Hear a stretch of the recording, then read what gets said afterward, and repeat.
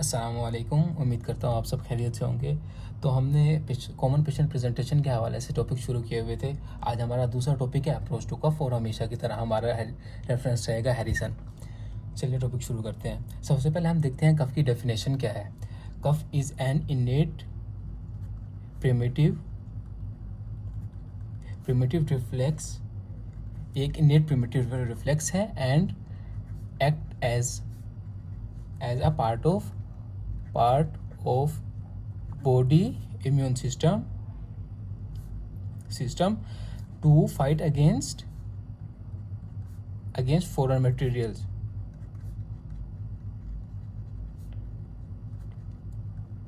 अब ये डेफिनेशन इसकी है का मतलब ये है कि जो कफ है हमारा, ये बॉडी का इनेट प्रिमिटिव रिफ्लेक्स है। रिफ्लेक्स को हम डिवाइड करते हैं, एक तो इसका अफेरेंट पार्ट होता है और दूसरा इसका होता है एफरेंट पार्ट। एफरेंट यानी कि जो सेंसरी इनपुट आती है बॉडी में, और जो एफरेंट है वो यानी कि जो मोटर रिस्पॉन्स हमें मिलता होता है। इस हिसाब से हम रिफ्लेक्स को डिवाइड करते हैं। अब कफ जो है इनेट प्रिमिटिव रिफ्लेक्स है and act as a body part of immune system to fight against foreign materials. आगे हम चलते हैं कि कफ की मैकेनिज्म क्या है। कफ की मैकेनिज्म में हमें 4 पॉइंट समझना बहुत इंपॉर्टेंट है। पहले तो ये कि रिसेप्टर, कफ के रिसेप्टर्स हमारे पास 2 तरह के रिसेप्टर होते हैं हमारे पास, कीमो रिसेप्टर्स और होते हैं मैकेनो रिसेप्टर।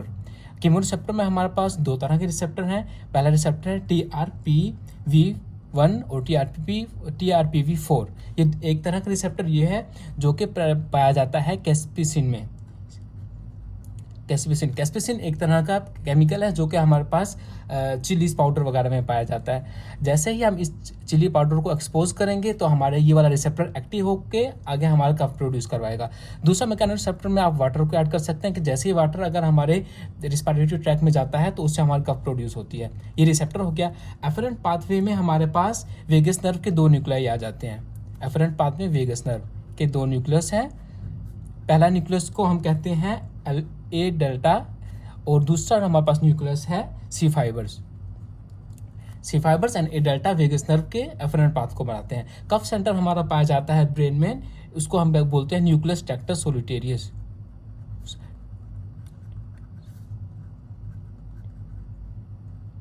न्यूक्लियस ट्रैक्टस सोलिटेरियस जो कि हमारे मेडुला में पाया जाता है ब्रेन में।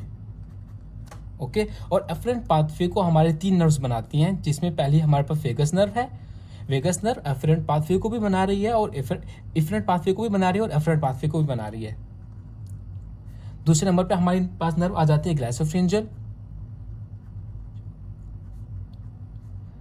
नर्व, और तीसरी हमारे पास नर्व आ जाती है जिसको हम बोलते हैं फ्रेनिक नर्व।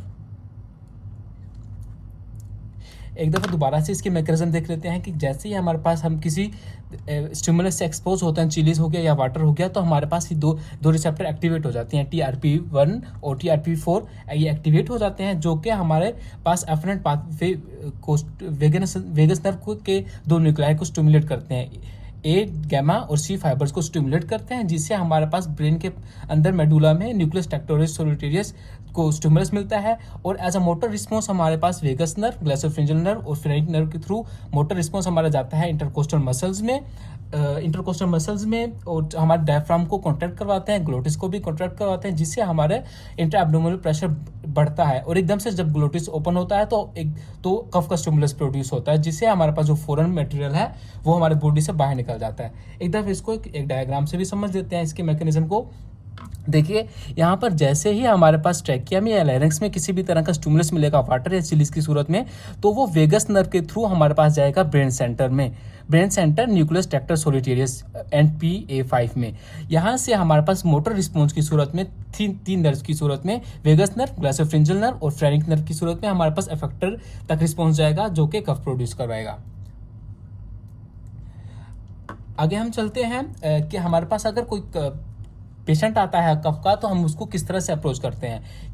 किसी भी कफ के पेशेंट की हिस्ट्री लेते हुए हमें 3 बातों का बहुत ज़्यादा ख्याल रखना है। पहला तो ये कि कफ का ड्यूरेशन क्या है। ड्यूरेशन के हिसाब से हम पूछेंगे कि कितने अरसे से आपको कफ। दूसरी बात जो हम पूछेंगे वो ये कि कफ प्रोडक्टिव है या नहीं है, प्रोडक्टिव और नॉन प्रोडक्टिव। इससे मुराद ये कि अगर स्पूटम प्रोड्यूस कर रहा है तो प्रोडक्टिव बोलेंगे, अगर नहीं कर रहा तो नॉन प्रोडक्टिव बोलेंगे। तीसरा ये कि अगर प्रोडक्टिव कफ है तो कलर ऑफ स्पूटम क्या है। ठीक, ये 3 बातें हो गई। हिस्ट्री में 3 बातें हमने पूछनी है, ड्यूरेशन के हिसाब से प्रोडक्टिव है या नहीं है, या कलर ऑफ स्पूटम।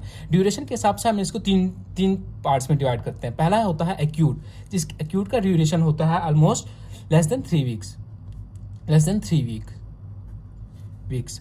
जो कि सब एक्यूट है, इसका ड्यूरेशन होता है 3 to 8 वीक्स। और जो क्रोनिक कफ होती है उसका ड्यूरेशन होता है ग्रेटर देन 8 वीक्स। ओके, यहाँ तक एक बात हमें ड्यूरेशन के हिसाब से समझ आ गई। सबसे पहला पॉइंट जो हमें ड्यूरेशन पढ़ रहे हैं, जो कि हमने हिस्ट्री में हमने जो सवाल पूछते हैं ड्यूरेशन, उसका हम पहला पॉइंट पढ़ रहे हैं ड्यूरेशन को हमने 3 पार्ट्स में डिवाइड किया है, एक्यूट में, सब एक्यूट में, क्रोनिक में। जो एक्यूट है वो लेस देन 3 वीक्स है, जो सब एक्यूट है वो 3 से 8 वीक्स है, और जो क्रोनिक है वो हमारे पास ग्रेटर देन 8 वीक्स में आता है। जब जो एक्यूट है या तो ये हो सकता है इन्फेक्शियस हो सकता है, इन्फेक्शन की वजह से हो सकता है, या ये हो सकता है नॉन इन्फेक्शियस। ठीक, अब जो इन्फेक्शियस होता है ये मोस्टली ज़्यादातर करता है अपर रिस्पिरेटरी ट्रैक्ट को टारगेट करता है, ट्रैक्ट इन्फेक्शन काज कराता है greater than lower respiratory tract infection. ठीक, ये बात। और इसमें जो मोस्ट कॉमन होता है वायरल इन्फेक्शन मोर कॉमन होते हैं बैक्टीरियल इन्फेक्शन की निस्बत।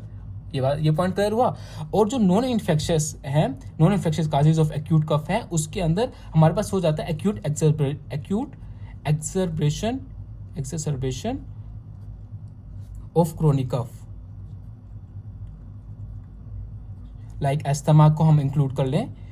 ठीक, ये वाला पॉइंट क्लियर हुआ। मिसाल के तौर पे अगर किसी पेशेंट को एस्थमा है, काफ़ी सालों से है, लेकिन उसको एस्थमा के अटैक नहीं आ रहे, अब भी ऐसा हुआ है कि 3 महीने से कम टाइम के ड्यूरेशन में उसको एस्थमा के अटैक शुरू हुए, तो हम उसको non infectious causes of acute cough में रखेंगे।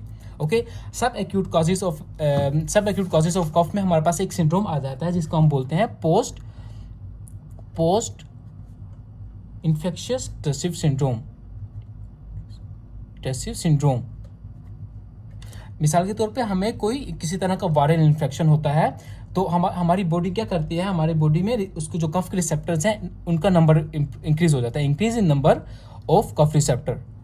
ठीक, किसी भी वायरल इन्फेक्शन का हमारी बॉडी में रहा काफ़ी अर्से तक, जिससे हमारे पास कफ हमें काफ़ी अर्से तक रही, उससे क्या हुआ कि हमारे पास जो नंबर ऑफ कफ रिसेप्टर्स हैं उनका नंबर इंक्रीज हो गया। ठीक, उसकी वजह से हमारे पास जो कफ है वो 3 से 8 हफ्तों तक हमारे पास रह सकती है। ठीक, एक ये चीज़ हो गया। और दूसरा इसका पॉइंट ये है कि हमारे पास जो सब एक्यूट कफ में हमारे पास बाजू का टीबी को भी हम इंक्लूड करते हैं। मोस्टली तौर पे हम टीबी को क्रोनिक कफ में ही कंसीडर करते हैं, लेकिन बाजू का सब एक्यूट कफ की सूरत में भी हमारे पास टीबी देखने में मिल सकता है। यह हो गया एक्यूट, एक सब एक्यूट। अब हम चलते हैं क्रोनिक कफ, जो कि 8 वीक से ज़्यादा के अरसे में हमारे पास रहती है। क्रोनिक कफ में हमारे पास एक चीज़ का बहुत ख्याल रखना है कि हमने क्रोनिक कफ के केस में हमने हमेशा रेडियोग्राफी या एक्सरे को हमने ज़रूर कंसीडर करना है अपनी एवेल्यूशन में। अब एक्सरे 2 तरह का हो सकता है, या तो एक्सरे अब नॉर्मल भी हो सकता है या एक्सरे नॉर्मल भी हो सकता है। अब नॉर्मल एक्सरे में हमारे पास 10 डिजीज़ हैं जिनको हम यहाँ पे डिस्क्राइब करते हैं। पहला डिजीज़ जो हम बोलेंगे वो तो लंग कैंसर है। ऑफ कोर्स अगर लंग कैंसर हमारे पास किसी पेशेंट में होता है तो हमारे पास वहाँ पे जो एक्सरे की फाइंडिंग है वो एब्नॉर्मल हो सकती है। दूसरे नंबर पे हमारे पास टीबी, ट्यूबरक्लोसिस हो सकता है। जैसा कि मैंने बताया टीबी सब एक्यूट में भी आता है, लेकिन मोस्टली होता है ट्यूबरक्लोसिस क्रोनिक में। ट्यूबरक्लोसिस हो गया, पिल्यूरल डिजीज हो गए, यस डिजीज जस्ट लाइक मिजोथीलिमिया,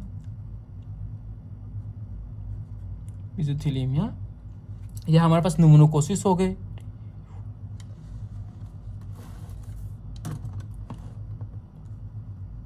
न्यूमोकोसिस वो डिजीज होता है जो कि ऑक्यूपेशनल एक्वायर्ड डिजीज होते हैं। मिसाल के तौर पर एस्बेस्टोस की जगह पे अगर कोई बंदा काम करता है तो उसको एस्बेस्टोस वगैरह से इस तरह के डिजीज हो सकते हैं उसकी बॉडी में, जिसको हम बोलेंगे न्यूमोकोसिस, एस्बेस्टोस। और हम उसको बोलते हैं ऑक्यूपेशनल एक्वायर्ड डिजीज। ओके, इसके अलावा हमारे पास इंटरस्टिशियल लंग डिजीजेस हो सकते हैं जिसमें हमारे पास एब्नॉर्मल एक्सरे फाइंडिंग देखने को मिलेगी। इसमें हमारे COPD हो सकता है, इसमें हमें एब्नॉर्मल फाइंडिंग मिलेगी। क्रोनिक न्यूमोनाइटिस हो सकता है, ओके, या हमारे पास नॉन कैंसरस लंग ट्यूमर हो सकता है। Lung tumour. यह हमारे पास चंद एक फाइंडिंग है जिसकी वजह से हमें एबनॉर्मल एक्सरे देखने को मिल सकती है। ओके।